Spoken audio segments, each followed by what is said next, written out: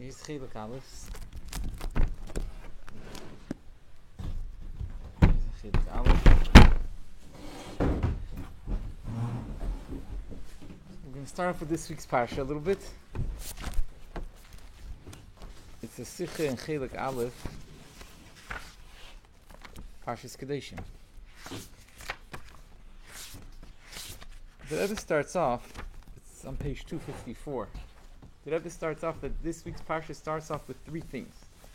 The first thing is Kedoshim to you, the Yidden should be holy.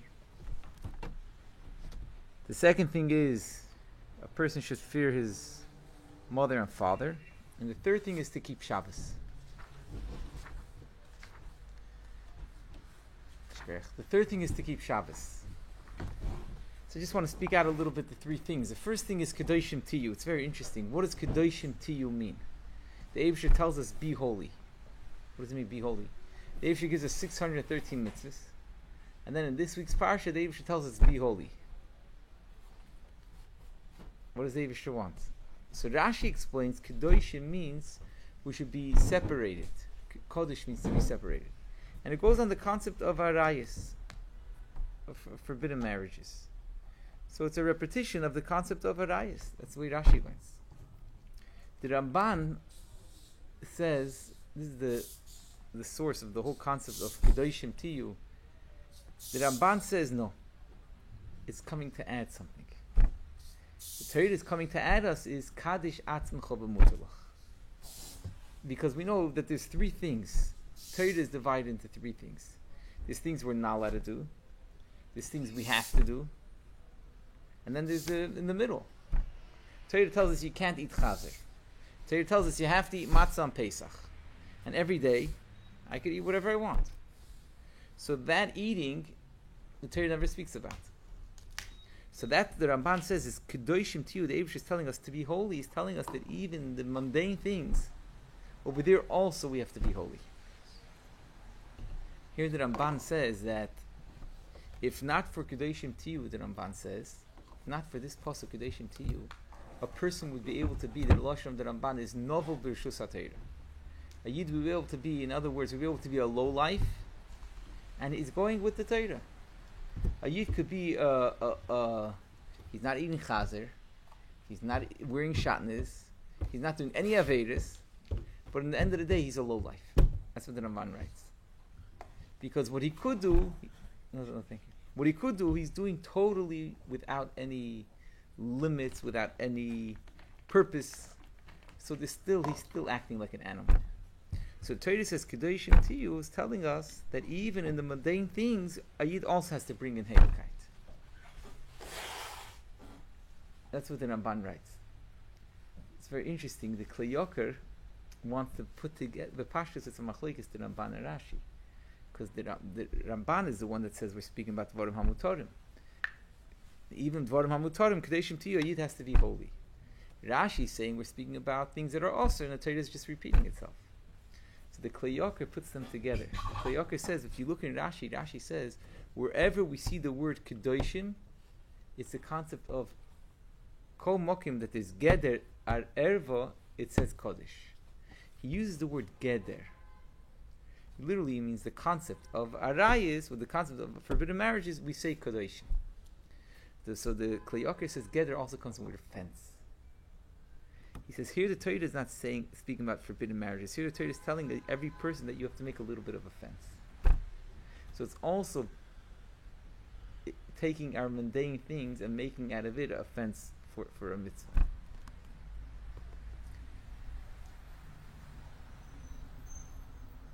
Which Kedoshim Tiyu has two aspects. And one aspect is if it's not needed for the service of Hashem, we refrain from it. And the next thing is Kedoshim Tiyu, to bring in Heiligkeit. To bring in Heiligkeit. It's very interesting. The Rechaim HaKodesh goes into this concept of Kedoshim Tiyu. And he explains that a Yid will say, okay, look, I'm still a limited person. I still have taivas. So the Rechaim HaKodesh says Kedoshim Tiyu comes to such an extent that if a person is doing something that he has such a geschmack for, let's say a person's eating, this example is you're eating their best food, the most geschmack of food. So the Rechaim HaKodesh says that you should do it totally for the Eibusher. So he says, just like when a Yid is putting on tefillin, you ask him, why are you putting on tefillin? He's putting on tefillin for Hashem. He's a meridik geshmak, but his whole geshmak is that he's doing it for the Eibishter. So he says, everything we do should be in a oifen of Kaddish, as if we're with a meridik geshmak. So he says, but how's it possible? At the end of the day, we're fooling ourselves. So the Ramban, the Erechaim Chodesh says, he says that when a Yid does a mitzvah, so, it looks like he's talking about the Kedoshim to you. Even when we do a mundane thing, but we do it for the Eibishter, we bring down the Eibishter in us. The moment we bring down the Eibishter in us, that will give us the strength that we should be totally for the Eibishter. So what? Yeah. He says when we start off having the intent that we're doing it for Hashem, this is whatever we're doing for Eibishter, that brings the Eibishter into us. And once the Eibishter is brought into us, that will already give us the strength to Takabi. It's just just bringing out the general concept that Kedoshim Tiyu, according to the Ramban, the Erechaim HaKodesh, and that's the way Chassidus, the Rebbe and the Sikh is going. Kedoshim Tiyu is not just referring to things that we're not allowed to do. Kedoshim Tiyu is adding, even what we're allowed to do, it should be Halak. The Ramban goes on to say that we find by a lot of things that the Torah does this. It says, for example, by Shabbos. Torah lists, we know Lamates Malachas we're not allowed to do on Shabbos. Then the Eibusher tells us rest. You just told me I can't do this, automatically I'm resting. What's the Torah saying again? Rest. So the Ramban Shita, his Shita is, the Torah is not just repeating itself. He says that a person could be, you're not going to do 39 Malachas on Shabbos. But you could actually be working and be busy full time, even if you're not going to do 39 Malachas. You could be dragging all your stuff and go to the market and be selling, buying and selling, making deals and everything, and you're not going to be over on any of the Lamates Malachas. It's possible.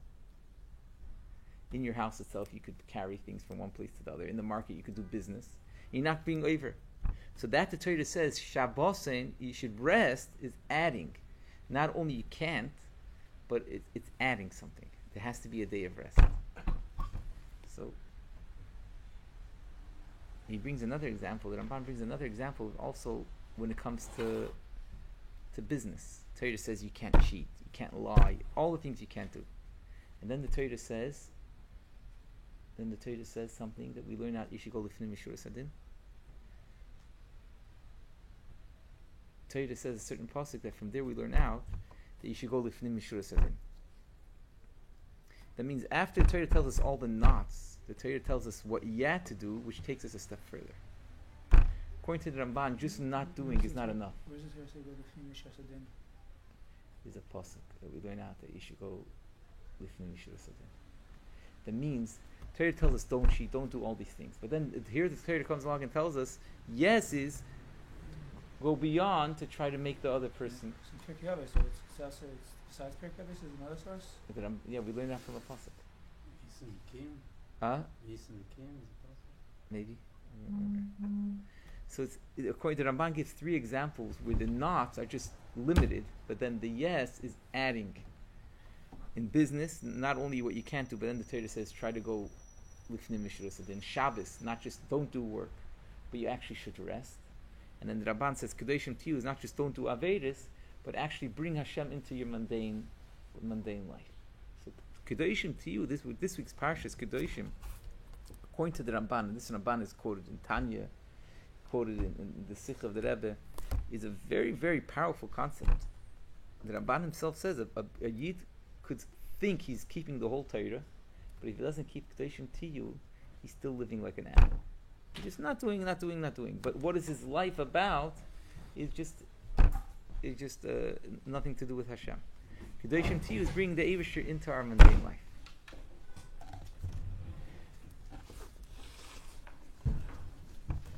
But this is the concept of Kedoshim Tiyu. The Rebbe calls it something similar to what we find in the pasuk. V'niflinu, the Moshe Rabbeinu asked the Eibusher, "V'niflinu ani va'amcha."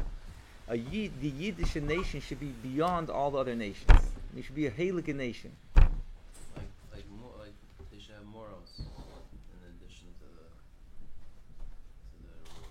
in addition to the rules, we should have morals, right? That's a good Hagdara. Right? Sometimes this person just keeps to the rules. I kept to the rules. I did everything right, but very interesting. It was very interesting that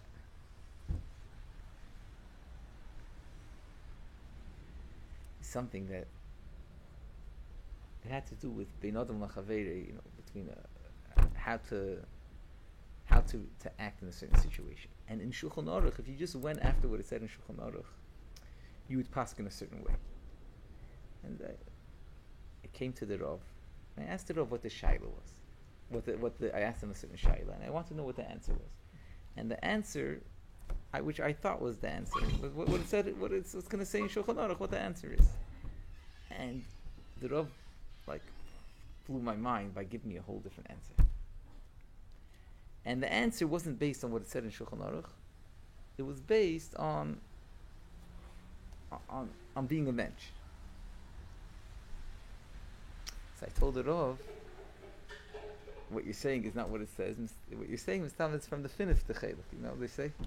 Comes from the fifth chelik. So the Rav said, who says it's the fifth chelik? Maybe it's the first chelik. Meaning this concept of being a mensch, why is it the fifth? Maybe it's the first. And then comes the four. There's 4 chalakim in Shulchan Aruch. Maybe the 4 chalakim is really come after this chelik. Why is it the fifth?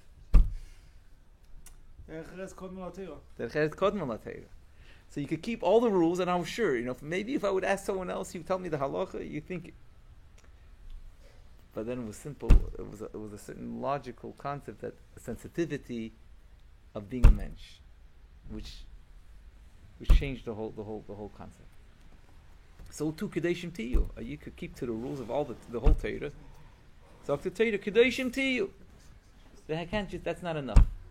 And this is Kedeshim Tiyu. Like you said, you have to have the morals. We have to be a mensch. Bring the Eibishter into our day-to-day life. Ki Kodesh Oni, and to the extent that it's very interesting over here. It says, the Medrash says, Yochel Kameni, you would think that you could be as holy as the Eibishter. The Eibishter says, no, I'm holier. Ani Hashem, the Pasuk finishes off, Ki Kodesh Ani Hashem Elokeichem. Hashem says, don't worry, as holy as you get, I'm still higher. So the Rebbe brings from Rav Nachman Shanobler learns it differently. Yochel Kameni, as a fact, not as a question. A Yid could be similar to the Eibishter. Because the Pasuk says Hashem is so holy, and Hashem is our Eivishter. Hashem is our Eivishter, that means we could reach to that level. Yochel Kameni, how? Because the Eivishter, who is our Eivishter, is so holy, that means that you could be there too. Yeah. Yeah. My Kedusha comes from your Kedusha. From your Kedusha.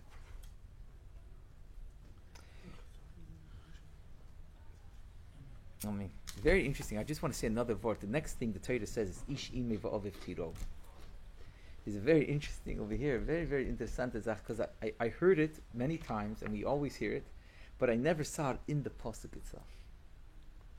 There's a question that Rashi asked, and the Gemara asked. The question. It starts off Ish, singular, a man. Imoi va'oviv, his mother and father. Tira'u, they should. They is plural. What? Ish is singular. It should have said a man should fear his father or mother. The Lashon would be tira. Tira'u means they should fear. So if you start off saying ish, a man, if your mother and father, tira, you should fear. The Torah doesn't say that. The Torah says tira'u, they should fear. Tira'u is you should fear. You should fear. You plural. I mean, you plural. Why, if it starts off ish, which is singular, why does it finish with plural? So the Gemara says, and this is what Rashi explains, that we're speaking about a man and a woman. That really the obligation of kibud avayim is on the man and the woman. And therefore we say tira'u, plural, because the obligation is both, a boy and a girl. So why do we start off saying ish, which is a man? Because in the end of the day, once people get married, the man still has the opportunity to fulfill kibud avayim, but the woman has much less of an opportunity because she has already the obligations of her family. the man is not so restricted to his family. He's leaving, goes in and out, goes to business. So if you go to business, you go in and out, you might as well pop by to your parents too and do kibbutz avayim. But the woman that's Zakeres Abayis, she's over there already in the house. She has her own obligations. Torah says she's potter from kibbutz avayim when she gets married. So therefore the Torah says ish, only the man is obligated in kibbutz avayim. The wife is potter from kibbutz avayim. On the other hand, we say tira'u in the situation where she's not married, if before she gets married, or if that's something that happened later, then she gets her obligations of kibbutz. Or in times where she's able to, even while she's married, maybe. Or when she's able to, if her husband, and the family, everything is going smooth, that she's able to, then she's then That's also. the reason why she's potter. Yeah. Not because in Choyv kibbutz the Baal. The whole family, the ganze mishpacha. Similar to the Baal takes precedence. There's the halacha. So the Erechaim HaKodesh gives a new touch. A lot of times you hear it, and there's stories about it, and you could even see it. It says that if you're going to honor your parents and respect your parents, your children are going to respect you. And you see by some people that they're always speaking bad about their parents in their family, in their house. So you see that later on, their children start speaking bad about them. Because what did their children hear? They heard their father say that his father is such a bad person. So they take the example. They say, okay, so I'll also speak bad about my father. The famous story with the child, with the clothes. Mm-hmm. The child met his grandfather in the street, and his grandfather was wearing rags. He didn't even have a proper clothing. So he came to his father. He says, why are you not taking our grandfather in?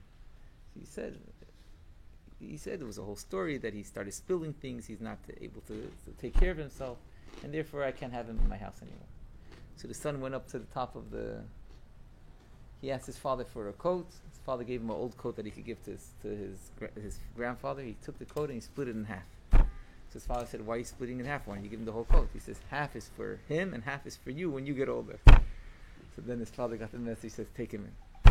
So he realized that if he's going to treat his father that way, his son will treat him that way. So the Erechaim HaKodesh says that's the Taish in the Pasuk. Ish imei va'aviv. If a child fears his mother and father, tira'u, you're going to get two. It's two for the price of one. If we respect our parents, it's not just we're respecting our parents. Tira'u, automatically, our children are going to respect us. So we get two out of one. Starts off with one and finishes two. Because if we respect our parents, really two people are going to respect their parents. Our children will respect us. And it's very interesting. He says this is both in a physical way, because the child sees a living example.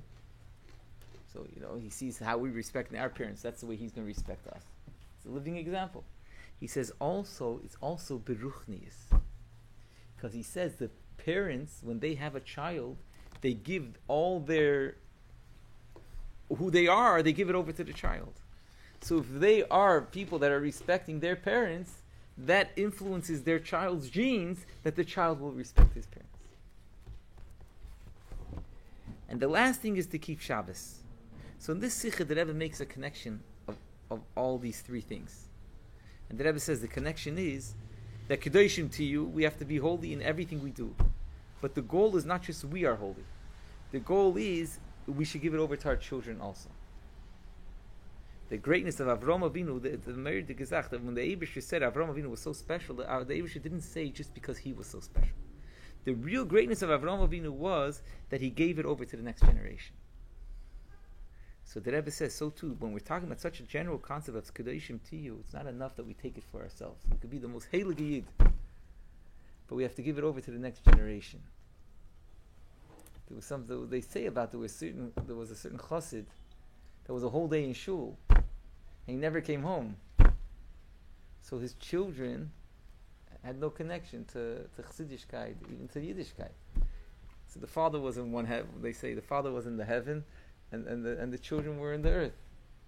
So the pasuk says right after Kedoshim Tiyu, a Yid is going to be holy, and everything he does is holy. Okay, you'll think who knows where he's going to end up being. So the Torah says no, Ishim Vav, we have to bring it over to our children as well. And then the pasuk says, how do we do this? How does a Yid bring the Eibishter into everything he does. So that comes through a Shabsai, remembering Shabbos. Shabbos reminds us of the special connection that we have with the Eibishter. When we remember that we are connected to the Eibishter, higher than the world, higher than nature. The Rebbe goes into a whole arichas that the Goyim are limited to nature, but a Yid has a direct connection to the Eibishter. That's what Shabbos reminds us. Shabbos is Shabbos la Hashem. In the whole creation of the world, it says Elikim, which is nature. By Shabbos, it says Havaya. That means Shabbos is the connection of a Yid with the Eibishter. So when we remember that we're connected to the Eibishter, so then in all our things we connect with Hashem. This is the first sikha of the Rebbe. Comes the second sikha of the Rebbe. This is what's with Yonah Gula Mashiach. Yonah Gula Mashiach. The second sikha of the Rebbe starts to explain that this avodah of Kaddish Atzmecha B'Mutalach is always very important. But for the Geula, it's especially important.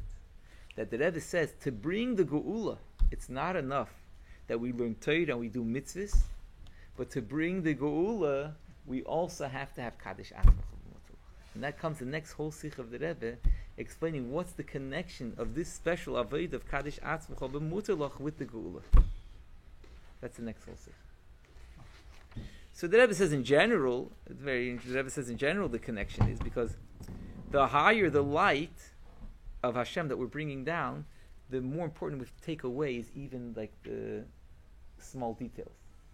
When something is not so great, so then the small details aren't so important. The greater it is, the more important every little thing is. You know, they had over here, they had with the space, the shuttle, the space shuttle. It went up. So when you're going so high, every little detail counts. Like there was one spaceship that exploded because one of the screws weren't strong enough. They say something. No, in the early times. The Yiddish guy was killed. Yeah, because the so the Rebbe said that. That was a kleine fault. Yeah. Plane is a kleinigkeit. So when that happened, the Rebbe had a whole sikh about it, right? No, this is the lately. This is lately. No, I'm talking about years ago. Yeah. So here also, right lately, something went up, but at the last minute, something. The more refined something is, the higher it is. Every detail counts. Mm-hmm. That's what people say by Yidden. What are we making ourselves crazy when we do a mitzvah? You first do it with your right hand, then you do it with your left hand. You know, every little thing. There's so many details. Why is there so many details? But the more important it is, the more every detail counts. I mean, when a person has open heart surgery, so then everyone has to wear a costume, everyone has to be covered, everything has to be sterilized. When you're going, the more important the thing is, the more delicate, the more every detail counts.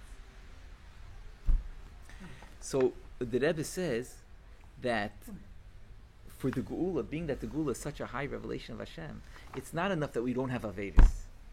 Even our mundane things have to be elevated also. That's a simple connection of Kaddish Atzmecha B'Mutalach to the Geula, because the Geula is such a high revelation of Hashem that for that, everything has to be sterilized. Even our mundane work, mundane life also has to be holy, to be a vessel for it. But the Rebbe says that's in general. Everything has to be top level, high level. But why dafke Kaddish Atzmecha B'Mutalach? Why is it so important, Kaddish Atzmecha B'Mutalach? And then the Rebbe goes to two explanations. Mitzad the person and mitzad the world. And the Rebbe starts off mitzad the person, because we're bringing down the revelation, the Geula is going to be the essence of Hashem. So our Avedis Hashem has to be, meaning the whole Eibishter Kiviyachol will be revealed. So the whole person has to be serving Hashem. If a Yid just, like you said, just keeps to the rules, you ask him, but who are you? Who am I? He's Johnny. You could even be Johnny and keep the whole Torah mitzvahs, and he's Johnny. You know, you could have a guy keeping the whole Torah mitzvahs, and he's his name is Johnny. He keeps the whole Torah mitzvahs. Kaddish Atzmecha B'Mutalach means that the whole person is serving Hashem. The Rebbe brings a Merdik in Medrash. The Medrash says, V'yisem li kedoshim. The Medrash says, you will be acquired to me by oiskim b'Torah v'lo tiyu oiskim b'dvarim acherim. That a Yid is involved in Torah and not involved in anything else. The Rebbe asks, why is it so important that you're involved in Torah and you're not involved in anything else? So the Rebbe says, for us to be acquired by the Eibishter, that means our whole being is the Eibishter. So that means our whole being has to be the Eibishter, nothing else. So the Rebbe says also, for us to bring down the Geula, means we bring down Hashem Himself. We have to give our whole selves to the Eibishter, and then the Eibishter gives him his whole self to us. So the vessel for the Geula is not just keeping Torah mitzvahs, not doing Averis and keeping Torah mitzvahs, but where are we? Where are we? Our whole selves has to be Kedoshim to you. We're all given over to the Eibishter. Knuyim li, we're all given over to the Eibishter. That's mitzad the person. And mitzad the avodah, we know, the Rebbe says, a merdik gezach, the Rebbe says, a merdik gezach, the Rebbe says, nowadays, the Eibishter gave himself over only in Torah mitzvahs. The halacha is that people that are bringing Bikurim, they're on their way to Yerushalayim to bring the mitzvah of Bikurim, you have to stand up for them. Because being that they're doing a mitzvah, Hashem is resting in them. But the halacha is not if a guy is doing business, l'shem shamayim, you don't have to rest for him. Because Hashem is found only in the Torah mitzvahs. When Mashiach will come, Hashem will be revealed in everything. We'll be able to see Hashem in every little thing. In the nature of the world, we'll be able to see Hashem. We'll not be able to sit. Huh? So we'll not be able to sit. It's stand for Hashem. What's that for Hashem? It says that the Malachim will say Kaddish to us. Just like they say Kaddish, Kaddish Hashem, they'll say Kaddish, Kaddish to every Yid. And every Yid will be revealed Hashem. So, the Rebbe says, what's the vessel, the preparation that we're doing to reveal Hashem in the mundane world? It's by bringing now Hashem into the mundane world. And how do we bring Hashem into every little thing we do? That will be the vessel to reveal Hashem, the Geula, when we'll see, Ein Ed Movadi, we'll see how Hashem is in everything. So both mitzad the world, that in the world, everything in the world will be seen, Hashem will be revealed. So for that we have to now start bringing Hashem into everything we have. Reveal Hashem in everything we have. And also, to reveal the essence of the Eibishter, that's by us putting our essence in the Torah mitzvahs. Our whole being into Torah mitzvahs. Our whole being means that there's nothing left. Like the Rebbe gives the example from the mikveh in other places. If a person tovels in the mikveh, but one hair is sticking out of the water, it's not a good tefillah. Why? The whole person toveled. At least let that part be tahor. Because when one thing is sticking out, that already shows that it's not the whole person that's here. So the whole person, it's just my example now. If it works or it doesn't work. The whole person should be involved. It's very interesting, the end of the Sikha, the Rebbe says that this comes through learning Pnimis HaTorah. Pnimis HaTorah gives us the koyach for the Kedoshim Tiyu, for a whole, to reveal the essence of our neshama, which brings down the essence of the Eibishter. Because this really comes, the realization that everything is Hashem and our whole being is the Eibishter, comes when we learn Pnimis HaTorah. It's very, very interesting. Someone told me today a very interesting thing. He said that the Chassam Sofer, we know the Chassam Sofer was from the biggest in Nigla and Kabbalah and everything in the past 200 years. Mamash from the biggest. So the Chassam Sofer actually used to play violin. There is a certain Rebbe Avram Sofer, one of the Einiklach of the Chassam Sofer. He went to the Rebbe for Yechidus, and he told the Rebbe that he saw a paper from the Chassam Sofer, where over there the Chassam Sofer explains all different concepts in music. He himself composed many different things in music. He explains it al pi Kabbalah and Avodas Hashem, and it says over there also the Chassam Sofer himself used to play violin, but he used to play twice a year, Chanukah, and by a chasana of a yosem. To be misameach, chasen v'kala of a yosem, a yosema, he would play, the Chassam Sofer himself would come to the chasana and play the violin. But however, the Einiklach of the Chassam Sofer did not want to print it. Did not want? They didn't want to print it. They didn't want to print. Chassam Sofer was known for his ge'enas, his tshuvas Chassam Sofer, the deepest concepts in Torah, and they're going to print that he played violin and he's explaining different songs and he composed songs. They didn't print it. So the Rebbe told Rebbe Avram Sofer that I want you to try to get it and print it, and I'm going to pay for the printing. So someone was telling me this today, and I was discussing with him this concept. we're thinking about it, that why was it so important for the Rebbe? That so the world is looking at the Chassam Sofer, that he's a big goin, sitting in a shtibul and learning Nigla and Chassidus, and to the Rebbe it's so important to say that the Chassam Sofer play violin. Why is the Rebbe ready to print it? What's negated? But I think it's this concept of the Sikha. Because what message are people taking from the Chassam Sofer? That get closed away from the world, and there you're connected to the Eibishter. In the Beis Medrash, Chassam Sofer, but in his mundane life, you do it fast, chick chak. There's no Eibishter. Kain the Chassam Sofer and Chanukah to be mefarsim in the nest of Chanukah, he's playing violin.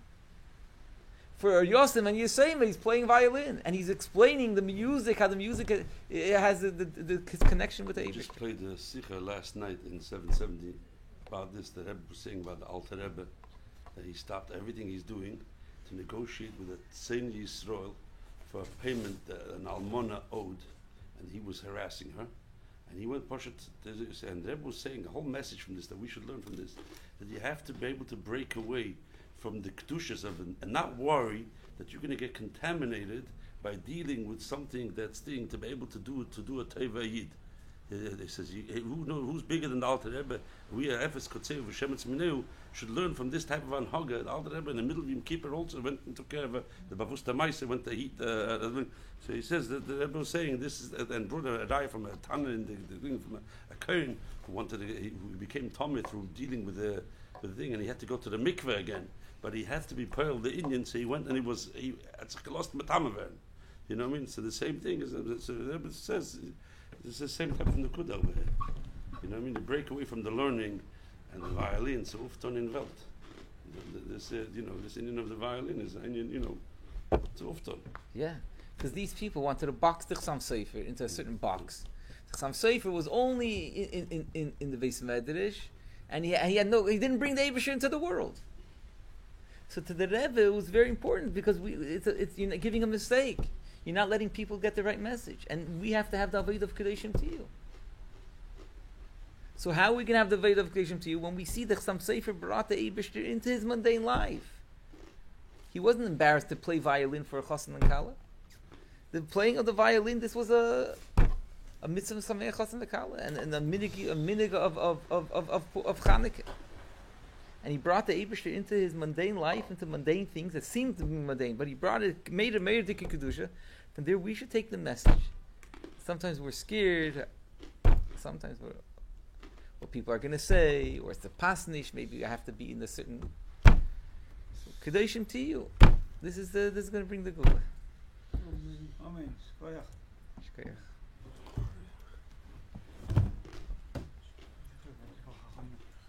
Bracha Achrona. Yeah. Rish Chodesh tonight. Yeah, it's Rish Chodesh. A good Chodesh. Tomorrow night, yeah. Amen. Sei gesund.